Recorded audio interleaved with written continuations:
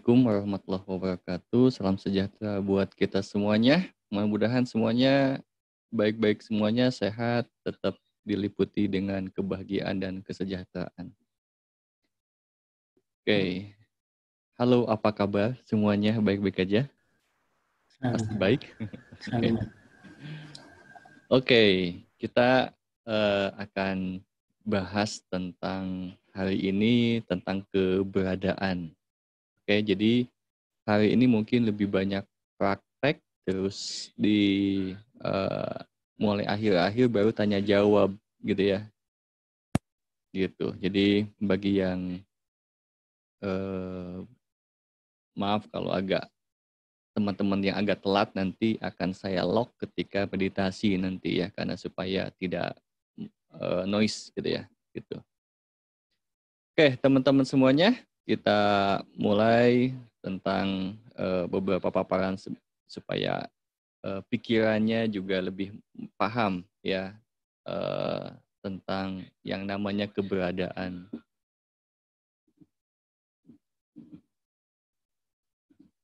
Oke, saya share dulu.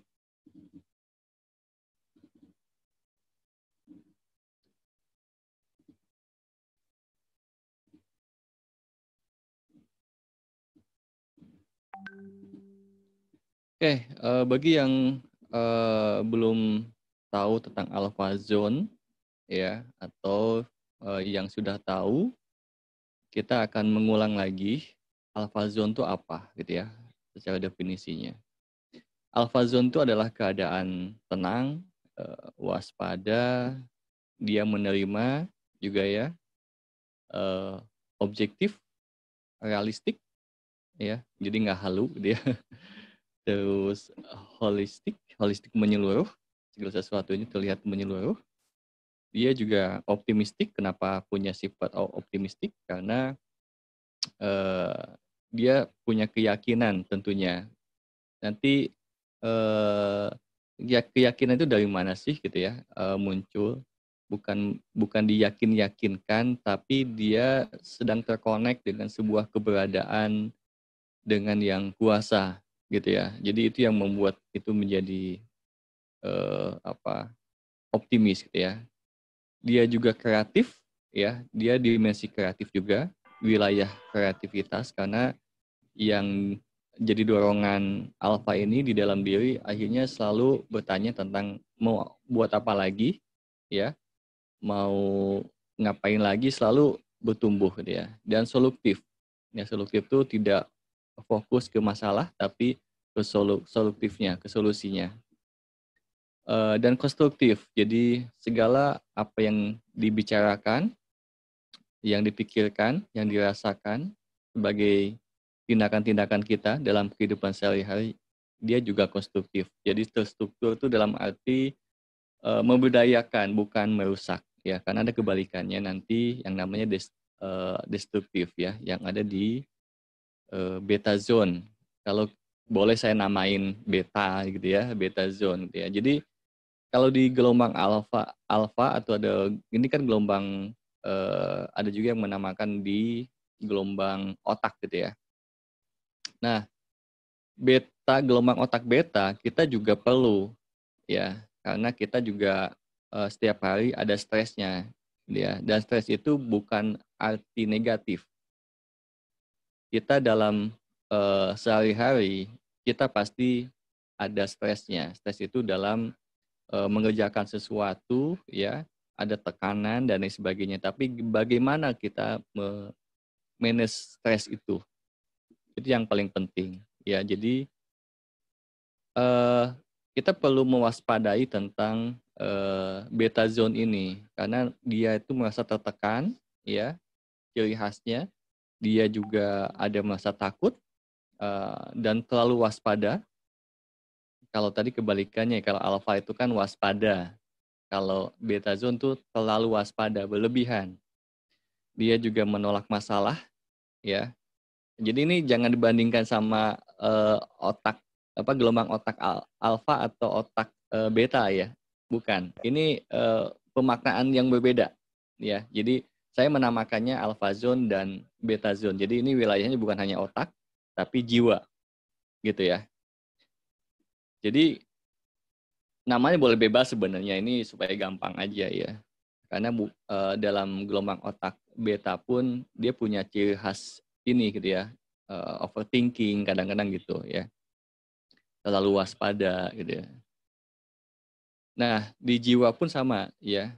Kalau saya menamakan itu beta zone, dia jiwanya juga punya hal-hal ini ya. Jadi masa tertekan, takut, terlalu waspada, menolak masalah, bukan menerima ya. Padahal masalah itu juga pembelajaran, bukan sesuatu yang negatif. Terus punya ekspektasi-ekspektasi ya, ekspektasi mungkin berlebihan, mungkin kalau ekspektasinya apa ya, ya masih sedikit, masih wajar lah gitu ya. Tapi ketika berlebihan, mengharuskan sesuatu, apa yang diinginkan, itu kita pasti kecewa. Terus pesimis, ya, berpikir yang irasional. Berpikir rasional tuh seperti apa ya? Ketika Anda punya pikiran bahwa besok itu gimana makan Anda, itu irasional. Ya, salah satunya itu ya. Jadi jika Anda punya kecemasan, punya pikiran mencemaskan masa depan, itu sebenarnya irasional. Kenapa irasional? Karena Anda punya potensi, karena Anda punya kelengkapan tubuh. Orang yang nggak lengkap tubuhnya juga masih bisa punya dicukupkan rezekinya. Jadi ketika Anda takut dengan apa tidak dicukupkan rezeki, itu irasional. Tapi ketika Anda percaya, itu bisa kejadian juga sih. Ya, ketika misalnya Anda punya anak satu, riweuh gitu ya, riweuh itu apa ya? Jadi sibuk banget, rumit, dan masa tertekan, misalnya kalau punya anak gitu ya, itu juga bisa kejadian juga gitu ya. Dan ketika irasional dipercayai, jadi kejadian juga. Padahal kalau secara rasional, semua anak pasti ada rezekinya gitu ya, dan semuanya bisa baik-baik aja ya. Kalau dalam role model, kalau saya bisa di role model, saya anak 6 dan semuanya baik-baik aja gitu ya. Karena yang mencukupkan rezekinya itu bukan saya hanya lewat aja. Tapi ketika punya keyakinan bahwa semuanya tercukupi, begitulah jadinya sesuai dengan keyakinannya ya. Terus beta zone tuh dalam berpikir melihatnya secara parsial tuh hanya terkotak-kotak gitu ya. Hanya problemnya only gitu ya. Masalah itu aja. Tidak melihat secara keseluruhan. Ya, itu namanya parsial. Ya, padahal misalnya ketika Anda ditimpa sebuah masalah, ketika Anda hanya melihat itu sebuah masalah, Anda pasti stres dan Anda penuh ketakutan, Anda penuh kekhawatiran. Tapi ketika Anda melihat segala sesuatunya, kemungkinan bisa aja misalnya Anda berpikir bahwa masalah itu bisa menguatkan Anda, menguatkan teman-teman semuanya, saya semuanya gitu ya. Mengalami pembelajaran dan kita menjadi sesuatu yang menjadi lebih kuat ya. Itu salah satu cara pandang alpha zone tadi yang holistik itu, tidak parsial. Kebalikannya kalau beta zone tuh hanya melihat di satu lingkup saja, tidak semuanya. Ya, iri gitu kan, karena selalu melihat keadaan orang lain, bukan keberadaan dirinya. Ini yang nanti akan kita bahas. Destruktif, apa keputusannya, apa yang kita pikirkan, apa yang kita rasakan, apa yang kita ucapkan, apa tindakan-tindakan kita itu merusak diri kita dan merusak tentunya orang lain. Nah ini biar tahu aja ya, dilabeli lah gitu, dilabeli ada alpha zone, ada beta zone. Ya biar ingat aja gitu kan. Tapi kalau Anda mau ubah nama sih silahkan ya, nggak penting nama ya. Oke. Yang perlu kita ketahui bahwa dalam kehidupan tuh sudah belajar ya sebelum-sebelumnya teman-teman.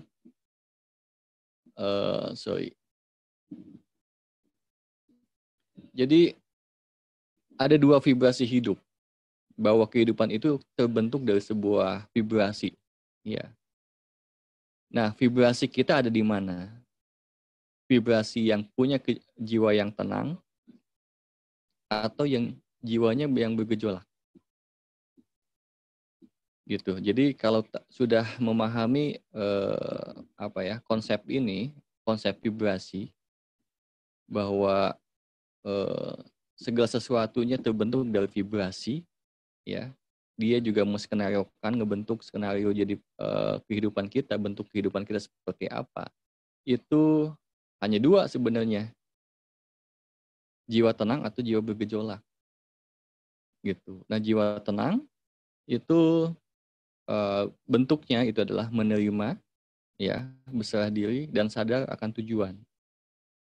Jadi menerima segala kehendak-kehendaknya, dan pastinya dari semua yang diterima itu mengandung pembelajaran buat kita, ya.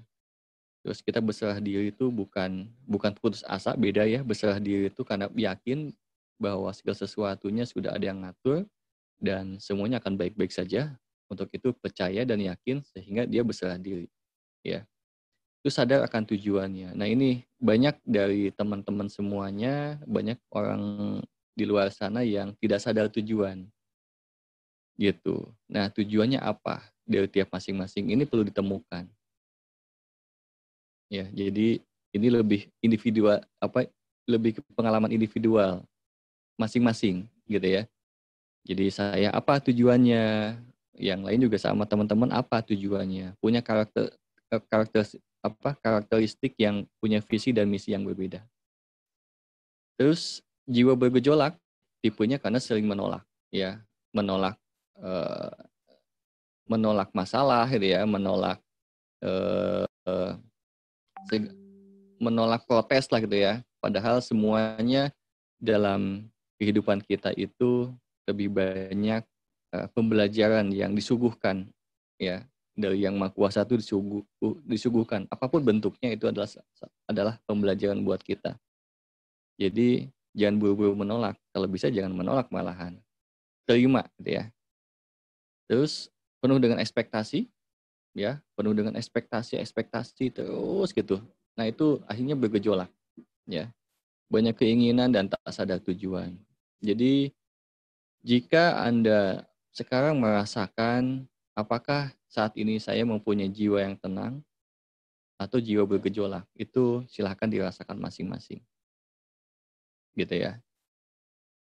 Nah, selanjutnya ada yang namanya transformasi otak, gitu ya. Jadi kita juga secara perjalanan spiritual kita punya hardware, ya. Kita punya hardware yang namanya otak, ya. Yang namanya akal ini, karena manusia ini juga kelebihannya itu dari akal. Jadi kita perlu tahu hardware kita, karena akal tidak akan bisa berfungsi tanpa ada hardware, gitu ya. Nah, kita juga perlu tahu, ya, tentang eh, minimal tipe otak kita lah seperti apa. Nah, ini kita bagi, ya. Ini ada otak modern dan ada otak primitif. Ciri khasnya apa sih indikatornya? Ciri khasnya adalah ketika seseorang melihat masalah adalah peluang, berarti dia sudah ada atau sudah pada kondisi mempunyai otak modern. Tapi kalau otaknya primitif gitu ya, nah itu indikatornya ini adalah seseorang yang punya otak primitif atau masih punya state di otak primitif itu ketika melihat masalah adalah masalah. Ya, tentunya dalam perjalanan spiritual kita juga perlu memahami kita ada di state mana nih otak kita. Karena perjalanan spiritual pun kalau kita ada di otak primitif nggak akan selaras jadinya. Ya, salah satu bentuk spiritualnya sudah mulai banyak bertumbuh, kesadarannya sudah mulai banyak bertumbuh, itu karena mempunyai otak modern, ya, gitu. Nah, kita sesuai tema ini ada yang namanya keberadaan. Jadi saat ini Ya, jadi kalau keadaan itu di luar diri kita. Jadi kalau keberadaan itu di dalam, ya. Kalau keadaan di luar, ada masa lalu, ya, ada masa depan. Mana nih? Ya, masa lalu dan masa depan. Nah, kita itu ada di mana sih kesadarannya? Paling banyak ada di mana? Jika kita selalu fokus kepada keadaan-keadaan yang kita lihat, yang kita dengar, di luar diri kita, maka jiwa kita tadi kebanyakan ada di beta zone atau jiwa yang bergejolak, ya. Bisa tentang COVID, tentang ekonomi, tentang ekspektasi-ekspektasi di masa depan gitu ya, tentang bagaimana mencukupkan keuangan, bagaimana masa depan anak dan lain sebagainya. Itu kan keadaan-keadaan di luar. Jadi anak keluar tuh. Dan itu bisa berubah-berubah. Ya, berubah-berubah dan tergantung persepsinya kadang-kadang. Bisa Anda melihat keadaan itu, melihat sebuah persepsi baik, karena Anda punya persepsi yang baik, tapi bisa kebalikannya. Anda melihat sesuatu yang buruk karena punya persepsi yang buruk. Jadi ini dimainkan oleh pikiran. Nah, kalau keberadaan seperti apa? Kalau keberadaan itu menyadari. Jadi menyadari keberadaan diri kita.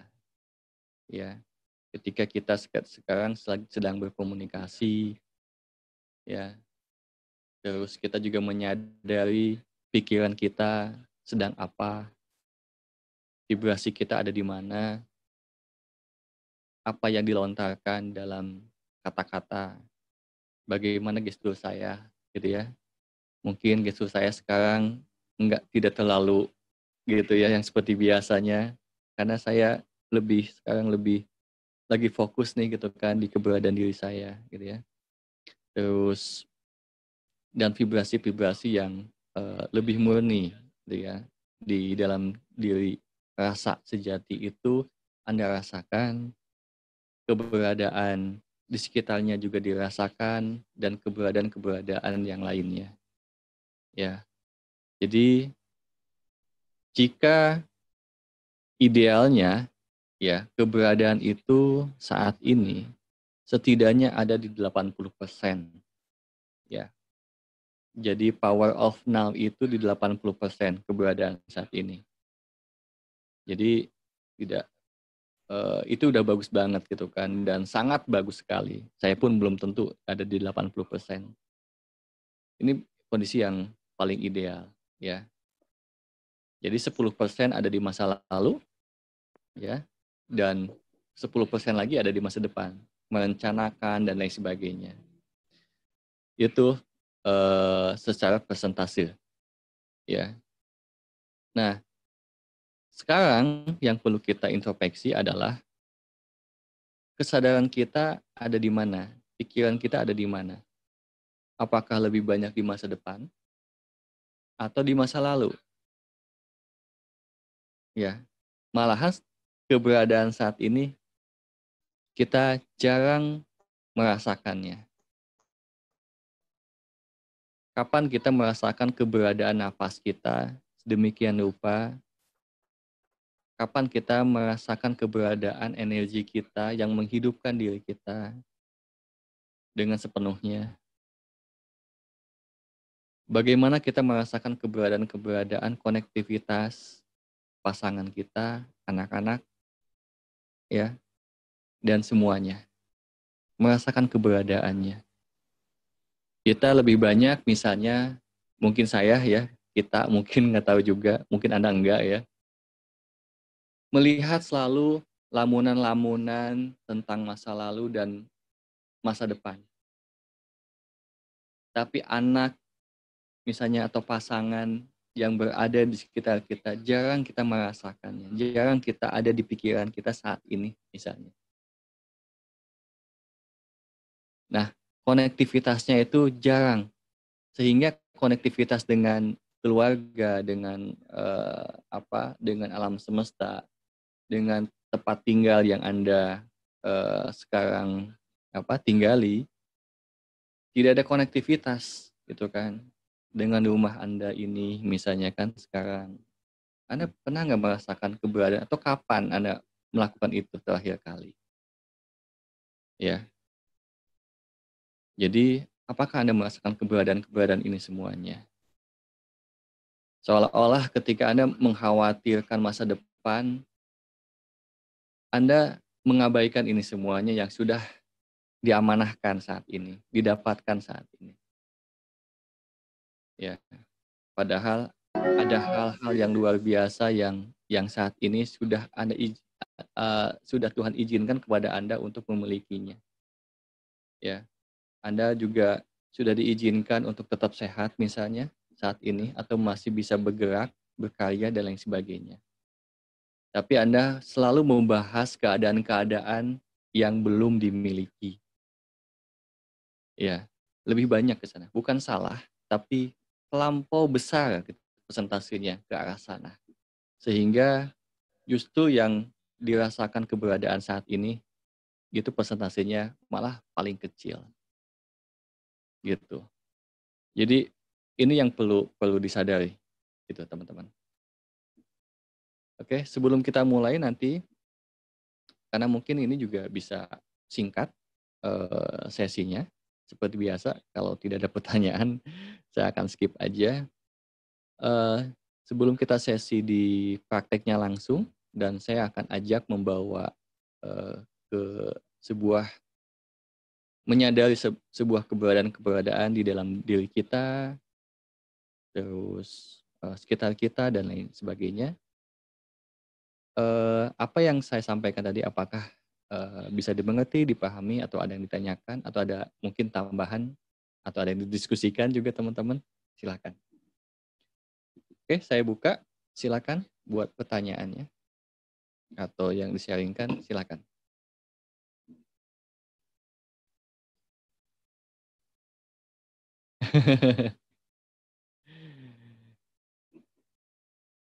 Atau terlampau jelas ya, jadi nggak usah bertanya. Langsung aja. Bisa dipahami tapi nya? Bisa, Kang Dani. Sorry, Sudah, ya. Gimana, Mbak Diana? Saya mau sharing sedikit ya. Memang yang ini memang perlu praktek ya. Ininya simple, tapi prakteknya itu yang harus ada jam terbangnya gitu loh. Makin kita menyelami, memang makin pasti ada progres gitu.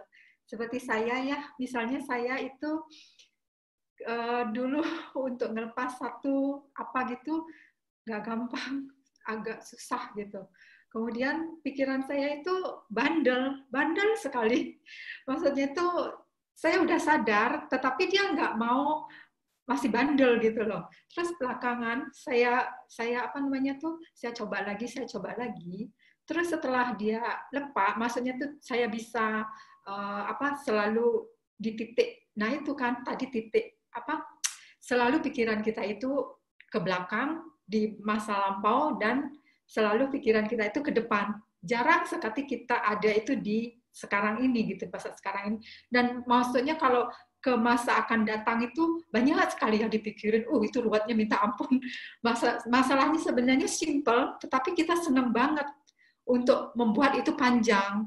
Nah itu yang dulu saya punya itu tuh gregetan saya. Maksudnya itu bandel, nggak mau berkurang. Tapi setelah saya terus lakukan, emang benar. Terus saya bisa, sedikit aja saya bisa ke masa yang sekarang itu. Wah, rasanya enak banget gitu loh. Terus tapi saya terus lakukan. Terus ada lagi saya ke masa yang ke depan itu, saya tarik lagi. Jadi emang benar sih. Pas kita ngerasakan itu, terus kita merasa gitu, itu yang membuat kita bisa jadi progres. Itu memang semua itu memang harus dipraktekkan. Itu benar-benar perlu banget gitu. Maksudnya itu saya memang maksudnya, tapi saya merasa agak sedikit loosen lah sekarang. Itunya saya gitu loh. Kencengkraman saya itu. Udah mulai bisa melepaskan?